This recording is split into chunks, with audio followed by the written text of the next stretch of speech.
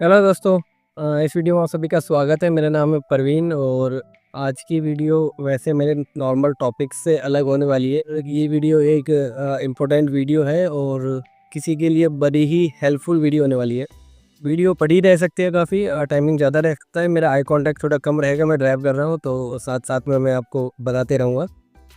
बात चालू होती है कई साल पहले से। वीडियो का टॉपिक आपको पता ही चल गया होगा, टाइटल में मैंने लिखा हुआ है कि बात है 3-4 साल पहले की, जब मैं नॉर्मली अपनी डेली लाइफ जी रहा था जैसे आप सभी लोग जीते रहते हैं। उसके बाद से मेरे को सीजनली ना खांसियाँ चालू हो गई। तो इसको आप पॉलिक कफ बोले, अस्थमा बोले, एक और बीमारी है ना टीबी बोले। कुछ ऐसी ऐसी बीमारियाँ कंटिन्यूअस है जो कि खांसी से ही लिंक्ड है। तो आप कुछ भी बोल सकते हैं उसको, एज अ टाइप ऑफ है। बट हाँ, टीबी नहीं बोल सकते क्योंकि वो टीबी पॉजिटिव नहीं आता रिपोर्ट में। ठीक है, वीडियो थोड़ी सी शेक हो रही है सो एडजस्ट कर लेना। आवाज़ पे ध्यान देना, आवाज़ में ये जो कुछ है। ठीक है, तो ये खांसी चालू हो गई थी मुझे रैंडमली आनी, जैसे इस बार आई। सीजनली आने लगी सर्दियों में। सबसे पहले चालू हुई, जैसे का आप एग्जाम्पल ले लेते हैं, वैसे 3-4 साल पहले की बात है, इस सीज़न में चालू हो गई। तो नॉर्मल खांसी चालू हुई, नॉर्मल कफ समझा इसे, और treatment normally locally medical store से लिया, जो भी कफ सिरप्स और टैबलेट्स आती हैं। पर ये कफ ना थोड़ा सा ज़्यादा लंबे टाइम तक चल रही थी। जनरली हमें कफ चलती है 5 दिन 10 दिन, मैक्सिमम 5 दिन मेरे हिसाब से मैक्स होता है, 10 दिन मान लीजिए आप मैक्स। पर ये मेरे को कंटिन्यूस चल रही थी, 25 दिन 30 दिन हो जा रहे थे और खांसी नेक्स्ट लेवल थी। तो बढ़िया वाली खांसी थी। और जनरली ये खांसी जो नॉर्मली होती है वो रात को सोने के टाइम होती है। मेरी जो कंडीशन है मैं आपको बता रहा हूँ, आपको थोड़ा सा डिफरेंट कंडीशन हो सकती है। सो खांसी रात को सो जाऊँ, दिन में बड़ा रिलीफ रहता। रात को सोने के फिक्स टाइम इसका morning time, morning means 4 to 6 PM, ये फिक्स टाइम है शेड्यूल। इस टाइम थोड़ा सा सर्दी ज़्यादा होती है या फिर क्या होता है पता नहीं, उसी टाइम जो है ये कफ चालू हो जाती। और चालू होती है मुझे गले में ना ऐसा फील होता है जैसे हम नॉर्मली सांस ले रहे हैं, हमें किसी को पता नहीं चलता हम क्या कर रहे हैं। सांस आ रही है, डेली रूटीन में है शरीर को। अब अगर हम ऑब्जर्व करेंगे कि हाँ सांस अंदर खींची बाहर डाली, तो हमें पता चलता है कि सांस ली जा रही है। वरना जनरली हम ध्यान नहीं देते, पता सबको सांसें चल रही है पर ध्यान नहीं देते। सो मुझे जब खांसी चालू होती उससे 5-10 मिनट पहले पता चल जाता कि खांसी होने वाली है। ठीक है, कैमरा थोड़ा सा लिया। हाँ, मेरे को पता चल जाता कि खांसी होने वाली है, क्योंकि मेरे को गले में होने लग जाती थी खुजली टाइप में। मतलब जब वो खुजली हो रही है, अब मेरे को फील हो रहा है कि मैंने सांस अंदर खींची, पूरे गले में सांस टच हो रही है, ऐसा फील होता। सो ये अब क्लियर सिम्टम्स है कि भैया अब 5 से 10 मिनट में चाहे तुम जो कर लो खांसी होने वाली है, और वो टैबलेट से भी नहीं रुकेगी। कोई बात नहीं। मैंने फर्स्ट के जैसे बताया कि फर्स्ट सीजनली चालू हुई, 15-20-25 दिन चली, सही हो गई, कोई बात नहीं। नेक्स्ट सीज़न आया, उसी टाइम में जैसे सर्दियों में चालू हुई तो सर्दियों में, गर्मी में हुई तो गर्मियों में जाके ये खांसी चालू हो गई। और फिर वही लंबा चली, 30 दिन 32 दिन, ऐसे 2-3 सीज़न हुआ। उसके बाद जो फाइनल सीज़न आया, जैसे कि जिसमें कंटिन्यूस मेरे को प्रॉब्लम रही, वो फाइनल सीज़न 3rd ईयर में आ गया, शायद 3rd ईयर में। और फिर ये खांसी गई नहीं। सो भाई सीजनली चली, सीज़न ख़त्म हो गया, दूसरा सीज़न आ गया। जैसे गर्मियाँ थी तो सर्दियाँ आ गई, सर्दियाँ थी तो गर्मियाँ आ गई, पर खांसी का कोई सॉल्यूशन नहीं हुआ। सो मैंने फिर डॉक्टर्स चेंज किए, लेना चालू किया दूसरे डॉक्टर से, जो भी अपने आसपास लोकली एरिया में बेस्ट डॉक्टर थे मैं वहाँ गया। मैं राजस्थान भिवाड़ी से बिलोंग करता हूँ। सो मैं वहाँ पे जो भी अच्छे अच्छे डॉक्टर्स हैं उनसे मिलना चालू किया, क्योंकि तब तक मुझे लग गया था भाई दिक्कत ये हल्की नहीं है, 1-2 सीज़न से तो छोटा मोटा चल रही थी, पर अभी ये जो है कंटिन्यूस बनी हुई है। सो मैं वहाँ गया, नॉर्मली टेस्ट हुए जो भी हो सकते थे, सारे टेस्ट हुए, कोई इशू नहीं है। टेस्ट में कुछ नहीं आया, किसी रिपोर्ट में कोई रिजल्ट नहीं आता कि कोई बीमारी है, ना ही कोई टीबी की रिजल्ट पॉजिटिव आती कि भाई हाँ मैं उसका ट्रीटमेंट लेके ठीक हो जाऊँ कुछ लिमिटेड टाइम में, ना ही कोई और इशू आता। फिर फाइनली एक लास्ट टेस्ट हुआ। जब भी सारे महंगे महंगे टेस्ट हो जाते हैं ना, तो डॉक्टर लोग आपका एक सस्ता वाला टेस्ट करते हैं जो 300-350 रुपये में होता है। उससे पहले ब्लड टेस्ट, सारे जो मतलब महंगे महंगे टेस्ट है वो सारे हो जाते हैं आपके। तो उसके बाद छोटा सा टेस्ट करते हैं कि हाँ सांस को ना खींच के देखते हैं। जैसे मैंने सांस ली, एक मशीन सी होती है, उसमें पंप करना होता है कितना प्रेशर से मैं सांस फेंक कर रहा हूँ। तो ये बेसिकली फेफड़ों का और सांस से रिलेटेड टेस्ट होता है, अस्थमा कह सकते हो आप इसे, उस चीज़ का टेस्ट होता है। उसमें कुछ निकल के आता है, बट उसमें भी ऐसा कुछ था नहीं। पर मेरी कंडीशन और सिम्टम्स को देखते हुए डॉक्टरों ने जज किया कि ये एक अस्थमा है, स्टार्टिंग स्टेज का अस्थमा है। पर मुझे कभी भी सांस लेने में कोई दिक्कत नहीं होती थी, खांसियाँ होती थी, ज़्यादा होती थी, पर कभी ऐसा नहीं हुआ कि हाँ मेरे को तो सांस लेने में दिक्कत आ गई आज खांसते खांसते, ऐसा नहीं हुआ। खांसी ज़्यादा होती थी, ज़्यादा खांस लिया तो पूरा गला जो है दर्द कर जाएगा। अब पूरा गला दर्द कर जाएगा कि भाई खांसी नहीं है ना, तो भी फिर खांसी हो जाएगी, क्योंकि खांस के पूरा गला जो है छिल जाता है। तो इस टाइप से खांसी थी। फिर उस डॉक्टर से मैंने दवाइयाँ ली 5-6 महीने। जब तक मैं उसकी दवाइयाँ कंज्यूम कर रहा था तब तक मैं ठीक था, और दवाइयों का रिज़ल्ट इतना कम था कि जैसे मैंने सुबह ली और सोच लो रात वाली खुराक नहीं ली तो रात को फिर चालू, दोबारा खांसी चालू। तो ऐसा कुछ ये था। फिर भाई मैंने फॉलो किया ट्रीटमेंट, ऑप्शंस कुछ थे नहीं। 6 महीने तक मैंने उसका पूरा ट्रीटमेंट फॉलो किया कि भैया चलने देते हैं, और डॉक्टर अच्छा है, शायद स्लो रिलीफ हो रहा हो मेडिसिन से, हाँ रिलीफ मिल जाए। पर 5-6 महीने मैंने कंटिन्यूस दवाइयाँ ली। उसके बाद मैंने दवाइयाँ स्किप की, क्योंकि डॉक्टर तो कभी मना नहीं करता भाई मेरे पास मत आओ, वो तो बुलाते रहेगा, आप उसको प्रॉब्लम ही समझ नहीं आ रही क्या है, पहली बात तो मेरे हिसाब से। बट अच्छा डॉक्टर था, ऐसा कोई लज्जू पंजो डॉक्टर के पास नहीं गया था। पर फिर भी शायद वो समझ नहीं पाया, या फिर इस बीमारी का इलाज ही बहुत लंबा था, आई डोंट नो। पर मैंने स्किप कर दिया, थोड़ा सा जो है बिलीव हट गया कि यार पता नहीं इसको प्रॉब्लम भी समझ आ रही है या फिर नहीं, दवाइयाँ दिए जा रहा है। जैसे मेरी दवाई एक बार बीच में ख़त्म हो गई, मैं नॉर्मली जॉब करता हूँ, तो नहीं लेने जा पाया 1-2 दिन, क्योंकि वहाँ भीड़ भी रहती है, लाइन में लगना पड़ता है काफ़ी, अपॉइंटमेंट के बाद टाइम मिलता है, तो हो गया। फिर जब मैं वापस गया 2 दिन नहीं गया दवाई लेने, तो 2 दिन दवाई मिसिंग आई। अब मेरे को वही कंडीशन, बिल्कुल एक्यूरेट सेम टू सेम वही कंडीशन। ऐसा भी नहीं था कि यार 10-20% तो पहले से प्रॉब्लम कम हुई हो, मैंने 4-5 महीने 6 महीने दवाइयाँ ली हैं, कुछ तो रिलीफ दिखे, पर कोई भी रिलीफ नहीं था, बिल्कुल भी रिलीफ नहीं था। मैं दवाइयाँ छोड़ने के बाद वैसा ही था जैसा 6 महीने पहले था। सो वहाँ से थोड़ा बिलीफ सिस्टम कम हुआ कि हाँ यार इस डॉक्टर की बस की तो शायद नहीं है। मेरे को ऐसा फील हुआ, क्या पता और लंबा ट्रीटमेंट चलता तो कुछ रिलीफ मिलता, पर कोई नहीं।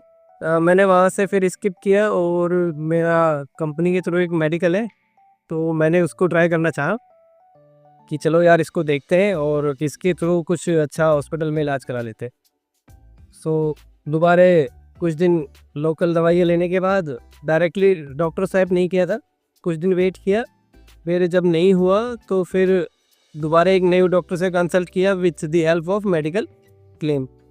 अब यार मेडिकल क्लेम की इतनी जानकारी थी नहीं, हॉस्पिटल में जाके एडमिट हो गए और उनको बताया ऐसी ऐसी कंडीशन से मैं पहले भी ट्रीटमेंट ले चुका हूँ, मेरे पास सारी रिपोर्ट्स हैं, आपको उन रिपोर्ट से देख के क्या समझना है वो बताइए, और प्रॉब्लम को आइडेंटिफाई कीजिए और ट्रीटमेंट चालू कीजिए। सो मेरे को बोलने चलने में कोई दिक्कत नहीं थी, कैसी भी दिक्कत नहीं, सांस लेने में कोई दिक्कत नहीं थी, पर खांसी भाई साहब नेक्स्ट लेवल खांसी थी, कभी भी चालू हो जाए, मैं यहाँ बैठा हूँ तुरंत चालू हो गई, अब चलेगी ये 15 से 20 मिनट, हो सकता है 1.5-2 घंटे भी चल जाए, अब कंटिन्यू चलेगी भाई ये।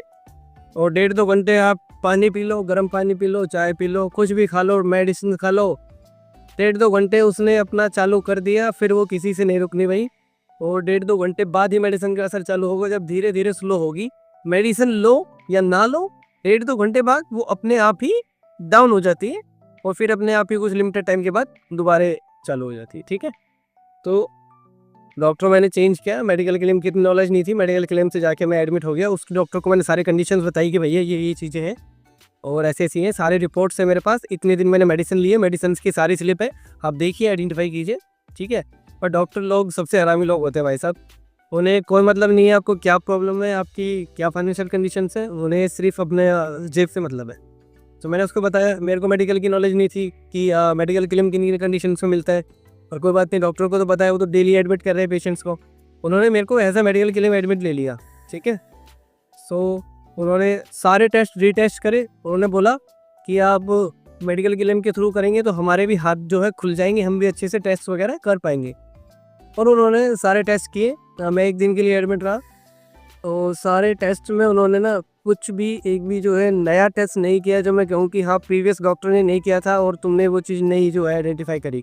सारे वही पुराने टेस्ट और बिल बना दिया उन्होंने बढ़िया। अब मेडिकल क्लेम की जैसा मैंने बोला नॉलेज नहीं थी, तो भाई साहब मेडिकल का बिल हो गया था 17,000 रुपये 24 आवर्स का, और वो तो मुझे अभी रिलीज़ नहीं कर रहे थे। मेडिसिन दे रहे थे, मैं ठीक था, ठीक है, प्रॉब्लम कोई निकली नहीं। उसने भी यही बताया कि भाई साहब आपको स्टार्टिंग स्टेज का जो है अस्थमा है। ठीक है भैया, अस्थमा है। फिर प्रॉब्लम का सॉल्यूशन नहीं हुआ तो 24 घंटे बाद मैंने उससे बोला भाई, उन्होंने जो है मेडिकल क्लेम के लिए अप्लाई किया, जिस भी मेडिकल क्लेम में मेरा इंश्योरेंस था वहाँ पे अप्लाई किया कि ऐसे ऐसे आपका पेशेंट एडमिट हो, ये इशू है। तो वो वहाँ से क्लेम रिजेक्ट हो गया क्योंकि उन्होंने बोला कि भाई ये खांसी कफ और अस्थमा में एडमिट होने का जैसा कुछ था नहीं, और वो लोग क्लेम तभी देते हैं जब आप मरने वाले ही हो। ये सोच लो, नॉर्मल बीमारी, छोटी मोटी बीमारी, 2 दिन एडमिट रहना है, कोई क्लेम नहीं मिलता भाई साहब। अगर सीरियस बीमारी है जहाँ की आप चल फिर भी नहीं पा रहे, बिल्कुल पड़ी गए हो जाके, तो है। अब खांसी अस्थमा इस कॉमन बीमारी है, ये होती है, पंप वगैरह लेके नॉर्मल सही हो जाते हैं। तो उन्होंने बोला एडमिट जैसा कुछ था नहीं। हालांकि हमने डाला कि भैया थोड़ा सा क्लेम लेने के लिए कि जो मेरा खर्चा हो गया वो तो कम से कम बाईपास हो, तो हमने डाला था कि सांस लेने में बड़ी दिक्कत आ रही थी, तो हॉस्पिटल ने एडमिट कर लिया। मेरे पास क्या ऑप्शन है, मैं आया, मेरे को इशू थे, हॉस्पिटल ने बोला कि थोड़े दिन एडमिट होना पड़ेगा, हो गया, मेरा क्या फॉल्ट है इसमें, ये बताइए। सो उन्होंने फिर भी जो है क्लेम को रिजेक्ट कर दिया, तो इंश्योरेंस क्लेम भी नहीं मिला। मैं 24 घंटे के 17,000 रुपये पे करके आया उस हॉस्पिटल में, और बिल्कुल ही यूज़लेस पे हुए। कोई ट्रीटमेंट नहीं, कोई कुछ नहीं, सिर्फ एडमिट कर रखा था, टेस्ट किए जा रहे थे, बिल बनाए जा रहे थे, कोई सेंस नहीं था मतलब उनका। तो सबसे घटिया चीज़ लगी मुझे हॉस्पिटल सिस्टम की। फिर खांसी भैया वापस आते हैं, वहाँ से हम निकले और ट्रीटमेंट मैंने थोड़ा सा उसका कंटिन्यू किया। ऐसा प्रीवियसली एक्सपीरियंस रह चुका था कि रिलीफ नहीं मिल रहा है, प्रॉब्लम के साथ जी सकते नहीं है। सो मैंने उसी डॉक्टर का ट्रीटमेंट जो है कंटिन्यू किया। सो उससे मेडिसिन मैं लेता रहा, एडमिट से मैं हट गया।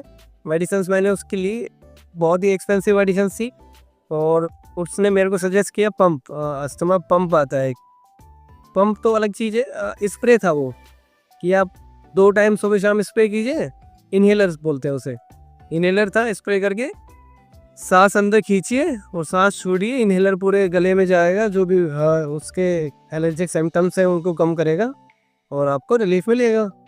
अब भाई साहब जैसे ही पंप देखा ना, मेरा दिमाग ख़राब हो गया। मतलब ये जनरली हम देखते हैं कि बहुत ज़्यादा एज्ड लोग हैं, वो लोग पंप वगैरह यूज़ करते हैं। सो वो देख के एक बड़ा अजीब सा फील हुआ कि यार अभी तो कुछ मतलब एज भी नहीं है इतनी ज़्यादा, और अभी से पंप लेना चालू पड़ेगा। तो जनरली मैंने पंप ना शायद 2 बार स्प्रे किया था। वो पंप शायद 500-600 रुपये का आता है, वो बड़ा छोटा सा पंप है। तो 2 बार यूज़ करा और मेरे को बड़ा रिग्रेट सा हो रहा था, पता नहीं मैं क्या यूज़ कर रहा हूँ। उसको बार बार स्प्रे करो, बड़ा अजीब फील आता है। उसने मेरे को टेम्परेरी बेसिस पे दिया था कि कुछ टाइम यूज़ करो फिर देखते हैं। पता उसको भी नहीं था, उसने मेरे को क्लियर बोला पता नहीं है इसके ट्रीटमेंट में कितना टाइम लगे, पर ये ट्रीटमेंट लंबा चलेगा। तो भाई साहब लंबा कितना होता है यार, हमारे हिसाब से महीना भी लंबा है, क्या बताऊँ उनके हिसाब से 2 साल भी लंबे ना हो डॉक्टर के हिसाब से। टाइम फिक्स नहीं बताया उन्होंने। कोई बात नहीं, फिर मैंने उसकी वही 20-25 दिन जो है कंटिन्यू करी ट्रीटमेंट्स, और बाकी जो चीज़ें हैं मैं हर जगह इस अस्थमा से रिलेटेड चीज़ें सर्च करने लगा। हालांकि बीमारी आई कहाँ से इसके बारे में बताऊँ तो मैंने बस देखो अजम्पशन से बता सकते हैं, कंफर्म तो कोई नहीं बता सकता कहाँ से आई। हालांकि फैमिली रिलेशन देखें तो मेरी मदर को ऐसे इश्यूज़ हैं, थोड़े से सांस से रिलेटेड इश्यूज़ हैं, कंटिन्यूस छींके आना, एलर्जिक सिम्टम्स, ये चीज़ें उनको ऑलरेडी है। तो मान लेते हैं कि बाई नेचर मुझे वो चीज़ें जो रिसीव हो गई, मैं सबसे मेन तो यही मानता हूँ कि ऐसे हो गया होगा, ठीक है। सो वो पंप को जो मैं यूज़ कर नहीं पाया, लास्ट इन चीज़ों के बारे में ही सर्च करने लगा हर जगह, भाई क्या बीमारी है, क्या सॉल्यूशंस है, कुछ है परमानेंट या नहीं है। तो आप कहीं भी ढूंढेंगे और कहीं भी जाएंगे तो सिर्फ एक ही चीज़ दिखेगा कि अस्थमा का कोई परमानेंट सॉल्यूशन नहीं है, और अस्थमा के सहारे ही आपको ये पंप की एक निजात है जो जी सकते हो। तो मेनली तो ये वो है कि भैया अगर सांस लेने में दिक्कत है तो आप इन्हेलर वगैरह का यूज़ करेंगे, वैसी चीज़ें हैं। सो नहीं हुआ तो लास्ट में कुछ तो करना ही था, तो मैंने सब जगह चालू किया ढूंढना, कहीं नहीं मिला। फिर एक थोड़ा सा बिलीव सिस्टम जब हर जगह से ख़त्म हो जाता है तो एक बिलीव सिस्टम आया कि यार एक बार आयुर्वेदा को फॉलो करते हैं। ठीक है, तो मैंने आयुर्वेदा को फॉलो करने का ट्राई क्या भाई, ऑप्शन ख़त्म थे ना। डॉक्टरों पे तो घूम लिया मैं इधर उधर, क्या करूँ, हर जगह घूम लिया, कुछ नहीं था। सो आयुर्वेदा में एक पतंजलि क्लिनिक था, गया वहाँ पे, भाई बताइए क्या करना है। तो पतंजलि क्लिनिक वाला डॉक्टर में दम ही नहीं था, पता नहीं कुछ भी उठा के बैठा दिया था उन्होंने। उसको मैंने बोला भाई ऐसे ऐसे दिक्कत है, मेडिकल से इतना टाइम से दवाई ले चुका हूँ डॉक्टरों से और रिलीफ नहीं हो रहा है। तो उसने एक दवाई दे दी, बोला कि हाँ ये दवाई लीजिए आप देखते हैं। मैंने कि मेरे को पता प्रॉब्लम क्या है, मेरे को अपने हिसाब से बताओ जो आयुर्वेदा के अंदर है। तो बोला प्रॉब्लम है, मैंने कि इस दवाई से सही हो जाएगा। बोला सर ये चेक करेंगे, आप ये दवाई लीजिए, कितना इफेक्टिवली बॉडी पे काम करती है उसके हिसाब से दवाई देंगे और चेंज करेंगे। सो बड़ा ऑकवर्ड सा लगा, अबे यार मतलब तुझे बीमारी का नहीं पता क्या है, और क्या पहली बार इस चीज़ का इलाज कर रहा है क्या, जो एक्सपेरिमेंट करेंगे और ये करेंगे। मतलब बुरा भरोसे चल रहा था, जन नॉर्मली खांसी की दवाई देता और ये करता। बिल्कुल नॉलेज वाला बंदा ही नहीं था वो, कि थोड़ा तो प्रॉब्लम को समझे। मेरा नहीं था, उसको नॉलेज ही नहीं थी उस चीज़ की, वैसे ही बैठा रखा था। नॉर्मल दवाइयाँ दे दो कि भाई खांसी में जैसे कफ सिरप आती है, भैया कफ सिरप दे दो, ये वाला हाल था उसका। तो कोई बात नहीं, सर्च चालू रही, ढूंढता रहा आयुर्वेदा। कुछ देसी सोचा कि देसी वाला पूछ जाते हैं, जैसे गांव में वैद होते हैं, तो उन पे ना मेरा बिलीव सिस्टम बड़ा कम है। तो मेरे को इतना बिलीव नहीं है वैदों पे, मतलब गांव वालों पे है तो इतना नहीं है। फिर मैंने ऑनलाइन सर्च चालू किया कि आयुर्वेदा हॉस्पिटल्स नियर बाई में कहाँ पे है। पढ़े लिखे आयुर्वेदा हॉस्पिटल जो अपने बिल्कुल आयुर्वेदा के ऊपर काम करते हैं, जिन्होंने किसी से सीखा नहीं है, जनरली एक आयुर्वेदा की डिग्री हासिल की हुई है वो लोग। सो मुझे हॉस्पिटल मिला दिल्ली में एक आयुर्वेदा का, तो वो तो काफ़ी दूर था जाने में। फिर लोकली सर्च किया तो एक हॉस्पिटल मिल गया, नाम बता देता हूँ, संतगिरी आयुर्वेदा। ठीक है, कभी नाम नहीं सुना था, संतगिरी आयुर्वेदा के नाम से मिला और मैं उसमें चला गया।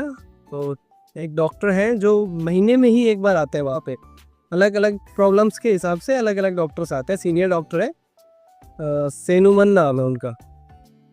आप दिल्ली से बिलोंग करते हैं तो साकेत में इनका हॉस्पिटल ज़रूर मिलेगा आपको आयुर्वेदा का, और राजस्थान भिवाड़ी से बिलोंग करते हैं तो भिवाड़ी में भी इनका हॉस्पिटल है, मैं वहीं से ट्रीटमेंट लिया था।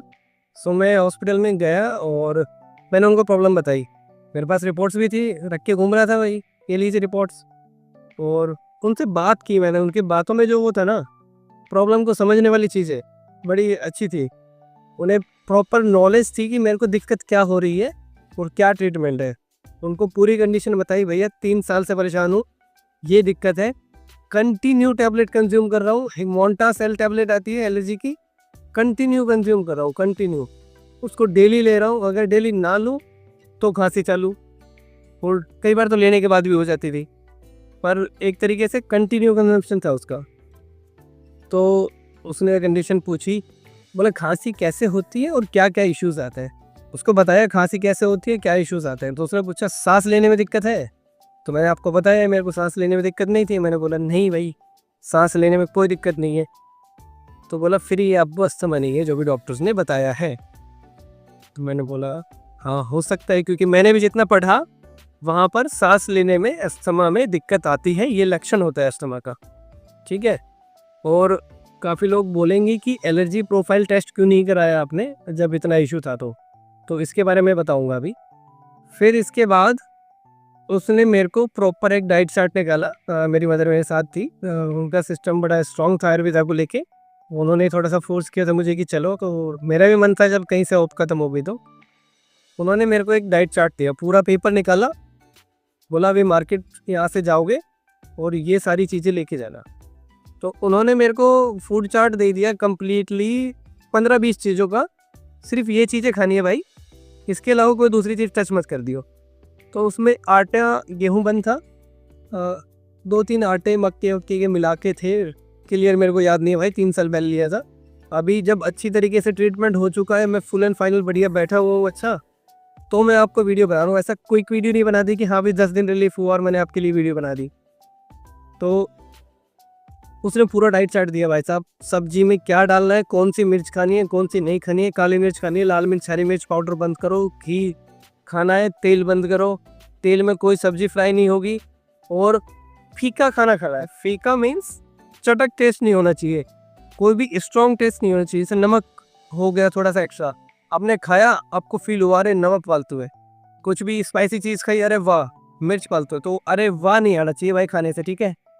तो अरे वाह नहीं आया खाने से, और सारे खाने फीके किए, छोटे छोटे किए। मेरा डाइट चार्ट अलग हुआ, तुरंत ही रिलायंस स्टोर गए, वहाँ से पूरी ग्रोसरी लेके आए, उन्होंने जो जो बताई थी वही चालू कर दी मैंने। और दवाइयाँ भी दी उन्होंने मेरे को, कुछ आयुर्वेदा मेडिसिन थी, एक च्यवनप्राश टाइप में था और कुछ पीने की चीज़ें थी, बस नॉर्मल 2 मेडिसिन दी। एक और दी थी रात में शहद के साथ मिला के 2-3 ड्रॉप पीने के लिए, 3 चीज़ें दी थी, कोई इशू नहीं है। 3 चीज़ें दी थी, मैं ले आया, मैंने 2 दिन उसका डाइट चार्ट फॉलो किया। बॉडी में पहले से जो भी खाना वाना था उसके रिएक्शंस रहते हैं 1-2 दिन तक, तो 2 दिन कुछ नहीं हुआ, पर थर्ड डे जब मैंने उसका डाइट चार्ट फॉलो किया, आप बिलीव नहीं करोगे, बिल्कुल सही था मैं, 100% सही था। मेडिसिन लूँ या ना लो उसके डाइट चार्ट से ही सही था, 100% सही था, कोई रिलीफ नहीं था, गले की दिक्कत सारी खत्म, खांसी बिल्कुल सही, खाने के काफ़ी ज़्यादा परहेज दिए हुए थे, मीठा नहीं खाना है और तीखा नहीं खाना है, बाहर का तो कम्प्लीटली बंद था, और मैं थोड़ा बाहर का तो खाता ही था, इतना भी नहीं, बट हाँ शाम को थोड़ा बहुत ले लेते थे हल्का फुल्का, ऐसी चीज़ें थी साथ में। तो कोई बात नहीं, अब रिलीफ मिल गया, ठीक है। महीने भर दवाई ली, रिलीफ अच्छा रहा। एक दिन फिर बीच में खांसी हुई, मैंने उसको कनेक्ट किया और थोड़ी सी दवाइयों के बाद वो भी रिजॉल्व हो गया। अब इशू आता है कि खाना इतना रेस्ट्रिक्शन के साथ कितने दिन चल पाएगा भाई साहब, इतना ऐसे तो जी नहीं पाएंगे, ये लिमिटेड बड़ा डाइट चार्ट है।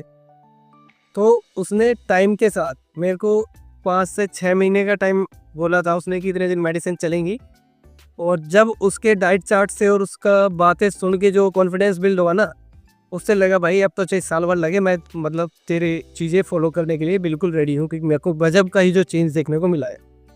सो मैंने फॉलो किया उसका डाइट चार्ट, लास्ट में जैसे 2 महीने हो गए, मैंने एक को दिन तो खाई भाई साहब उसके डाइट चार्ट 100%, और फिर जो है खाना उतरता ही नहीं है, मतलब खाई नहीं जाती ऐसी चीज़ें। थोड़ा थोड़ा रोटियाँ ऐड की मैंने, अपनी नॉर्मल गेहूँ की रोटी, फिर जैसे 20-25 दिन बाद जाता, महीने भर बाद, महीने भर में मैं एक बार मिलना होता था उससे, तो महीने भर में उससे मिलता तो मैं पूछ लेता भाई डाइट में कुछ और ऐड ऑन करना है, या फिर मैं तो यार ये बोरिंग खाना खा के ना बोर हो चुका हूँ, मेरे को कुछ बताओ। फिर उसने बोला तो भाई आप एक काम करो, 10-15 दिन में एक बार आपका जो मन करे लाइट सा, पेट भर के नहीं, थोड़ा सा आप खा लो। तो मैंने कि भाई ठीक है, अब एक ऑप्शन और मिल गया कि भाई खा भी सकते हैं अपनी पसंद का। तो मैं 5-7 दिन का गैप करके एक बार थोड़ा थोड़ा सा अपना जो मन करता हाफ लिमिट में खाता, पेट भर के नहीं खाता, खा लेता, कोई बात नहीं। फिर ऐसे ही कंटिन्यू भाई साहब 6 महीने ट्रीटमेंट चला, और महीने दर महीने वो मेरे जो परहेज थे उनको खोलते चला गया, बोला अब ये चीज़ ऐड कर लो, ये चीज़ ऐड कर लो, आप खा सकते हो, मैं हफ्ते में 2 बार खा सकते हो अपने मन का। ऐसे ऐसे करके फाइनली 6 महीने में मेरे को रिलीफ तो पहले महीने से ही चालू हो गया था। एक बार बीच में खांसी हुई थी, मैंने बताया, मेडिसिन चेंज हुई, उसके बाद से कभी दोबारा खांसी चालू नहीं हुई 6 महीने के अंदर, और दवाइयाँ छोड़ दो तो भी चालू नहीं हुई। बीच में दवाइयाँ लेने नहीं जाता था, कोई भी दिक्कत नहीं थी, 10 दिन मत जाओ, 5 दिन मत जाओ। फिर क्या हुआ, 6 महीने बाद उसने ही मेरे को बोला कि कोई इशू 1% लग रहा है बॉडी में तो बताओ, खांसी है 1% तो बताओ। मैंने बोला भाई साहब 200% सही हूँ मैं, कोई दिक्कत नहीं है। बोला तो आप मेडिसिन बंद कर दीजिए, कोई इशू नहीं है। मेडिसिन के जो प्राइस थे वो भी एकदम बिल्कुल ही जेन्युइन प्राइस थे, मेडिकल साइंस से कंपेयर करूँ तो बहुत ही सस्ते प्राइस थे। कोई बात नहीं, मैंने वहाँ से ले लिया, वहाँ से ट्रीटमेंट लिया और मैं 100% सही हो गया भाई साहब। और बड़े ही खुश हुआ कि एक ऐसी प्रॉब्लम जिससे हार मान चुका था कि भाई ये कभी सही भी होगी, और उससे मैं ठीक हो चुका था, आज पूरा रिकवर हो चुका था। कोई नहीं, जैसे कि मैंने बोला वीडियो 3 साल बाद बना रहा हूँ, प्रॉब्लम सॉल्व होने के 3 साल बाद की वीडियो ये। उसके बाद अभी 6 महीने पहले मेरे को मतलब 2-2.5 साल सही रहा, उन 6 महीने दवाई ली, 2-2.5 साल सही रहा, फिर दोबारा इशू हुआ, ठीक है, प्रॉब्लम दोबारा आई। मैं सब कुछ सच सच बताता हूँ, अब प्रॉब्लम दोबारा आई, मैंने दोबारा कनेक्ट किया, दोबारा दवाइयाँ ली, तो मेरे को ऐसा कुछ रिलीफ नहीं हुआ, क्योंकि ये एलर्जिक सिम्टम्स है और कभी कभी हाई हो जाते हैं तो बढ़ जाते हैं। पर पहले तो सही नहीं हो रहे थे, आयुर्वेदा से सही हो गए और 3-4 दिन हाई बढ़े तो मैंने दवाइयाँ ली इस बार, उनसे तो इतना रिलीफ नहीं हुआ। क्योंकि आयुर्वेदा मेडिसिन्स का जो रिज़ल्ट है वो थोड़ा स्लो मिलता है, हो सकता है 5-10 दिन आपको रिज़ल्ट ना भी मिले, तो थोड़ा वेट करना पड़ता है आयुर्वेदा मेडिसिन्स के लिए, इसके बाद आपको रिज़ल्ट मिलता है। तो उस टाइम मुझे इतना क्विक रिलीफ नहीं मिला। हालांकि डाइट चार्ट में इस बार उन्होंने ना ही कुछ मेरे को रेस्ट्रिक्शन दी और ना ही मैंने कुछ अपनी साइड से फॉलो किया, जो भी खा रहे थे वो खाते आए और दवाइयाँ लेते आए, तो इतना रिलीफ नहीं मिला। उसके बाद मैंने थोड़ा सा मेडिकल दवाइयाँ ली 5 से 6 दिन और रिलीफ हो गया। अब पता नहीं मेडिकल से हुआ है आयुर्वेदा से हुआ है यार, हम मिक्स दवाइयाँ ली इस बार मैंने, तो थोड़ा सा कन्फ्यूजन तो है मुझे भी, बट स्ट्रॉन्ग सिस्टम तो मेरा अभी आयुर्वेदा की तरफ ही है। सो वहाँ से मेरे को रिलीफ मिल गया और आज फिर दोबारा 6 महीने हो गए, कोई दिक्कत नहीं है। सो मैं ऐसा तो नहीं कहता कि जादू है हमेशा के लिए सही हो जाएगा, पर भाई 3-3 साल के लिए सही भी हो रहा है तो बहुत अच्छी चीज़ है। और 3 साल में 4-5 दिन हुआ दवाई ले ली, फिर 6 महीने सही हूँ मैं, क्या पता अब दोबारा लेने की ज़रूरत भी ना पड़े, कोई ऐसा सिम्टम्स ही नहीं है। सो आपकी इस प्रॉब्लम का, अस्थमा वगैरह का, सबका एक ही सॉल्यूशन है भाई, वो है आयुर्वेदा। अपने नियर बाई किसी भी आयुर्वेदा पे कनेक्ट करो, किसी भी आयुर्वेदा हॉस्पिटल से जो कि पुराने समय से चला आ रहा है उस पर कनेक्ट कीजिए, अभी बीमारी का ट्रीटमेंट लीजिए और अस्थमा से रिकवर हो जाएंगे। योग के लिए भी लोग कहते हैं, पर योगा, रनिंग, ऐसा कुछ भी चीज़ मैंने नहीं की, यही सारी चीज़ें फॉलो करी। एलर्जी प्रोफाइल टेस्ट के बारे में आपको बताने वाला था, मैंने क्यों नहीं किया। तो जब मैं इन डॉक्टर से मिला संतगिरी में आने के बाद, मैं इन्हें सजेस्ट किया कि सर अब एलर्जी प्रोफाइल टेस्ट कर लीजिए ना, किस चीज़ से एलर्जी है, मेरे को सिम्टम्स रिपीट हो रहे हैं। जैसे मैंने बोला 2.5 साल बाद दोबारा थोड़ा सी दिक्कत हुई तो मैं गया, तो मैंने उनको फिर बोला कि एलर्जी प्रोफाइल टेस्ट करा लूँ, मैं जिस चीज़ से दिक्कत है उसको ही मैं थोड़ा थोड़ा अवॉइड करूँगा, अगर अवॉइड की जा सकती है तो, और फिर अपने जो है देखते हैं आगे। तो बोला भाई ऐसा नहीं होता है, उन्होंने मेरे को जो बोला वो बता रहा हूँ कि एलर्जी के symptoms time to time change होते रहते हैं। हो सकता है आज मेरे को डस्ट से एलर्जी हो, कल मेरे को किसी और चीज़ से एलर्जी हो जाए, और फूड में हो सकता है आज मेरे को किसी मसाले से एलर्जी हो, जैसे हल्दी मान लो, हल्दी से एलर्जी है, कल हो सकता है मेरे को गरम मसाले से हो जाए। तो ऐसे एलर्जी सिम्टम्स बॉडी रिएक्शन के साथ साथ चेंज होते रहते हैं, कोई भी एक सिम्टम्स कंटिन्यू नहीं रहता है। अगर आप बहुत रिच है तो भाई हर बार 6 महीने में टेस्ट कराते रहिए, चीज़ों को अवॉइड करते रहिए और जीते रहिए लाइफ, या फिर आयुर्वेदा है आपके लिए। ठीक है दोस्तों, सो वीडियो में इतनी जानकारी थी। आपको कोई इशू है तो कमेंट करके बताइए। बाकी मैं कोई डॉक्टर तो नहीं हूँ जो आपको सोल्यूशन बता पाऊँगा, मैं बस अपने लाइफ का एक एक्सपीरियंस आपको शेयर किया है। अगर मेरी प्रॉब्लम से रिलेटेड ही आपकी कोई प्रॉब्लम है तो मैं उसके बारे में ज़रूर आपको बता पाऊँगा कि मैं अभी कैसे उस चीज़ से रिलीफ मिला था। ठीक है, और कोई अलग समस्या है तो आपको बताइए कि नियर बाई अपने आयुर्वेदा हॉस्पिटल में कनेक्ट कीजिए और ट्रीटमेंट लीजिए। सो इस वीडियो देखने के लिए आप सभी का बहुत बहुत धन्यवाद। अगर इस वीडियो से थोड़ी भी हेल्प मिली है तो वीडियो को लाइक और चैनल को सब्सक्राइब जरूर करें। मैं ऐसी वीडियोस बनाता नहीं हूँ, जनरली टेक वीडियोस बनाता हूँ, सो टेक वीडियोस के लिए ज़रूर फॉलो करें। ऐसी किसी को भी प्रॉब्लम है अस्थमा रिलेटेड तो इस वीडियो को उसके साथ शेयर करें, उसकी भी थोड़ी सी हेल्प हो जाएगी। थैंक यू दोस्तों।